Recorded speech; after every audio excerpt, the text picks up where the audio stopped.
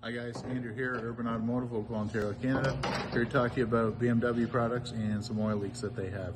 On this vehicle here, X3, we're going to be doing a valve cover gasket on top, as well as resealing the oil pan down here underneath.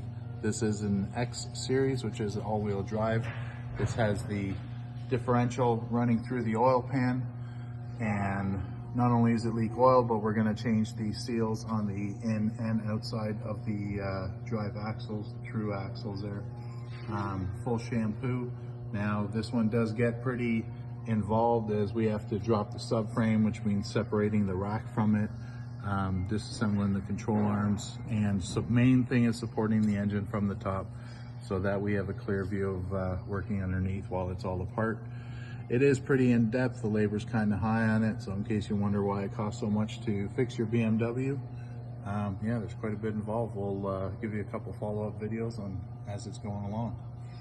Urban Automotive, safety first.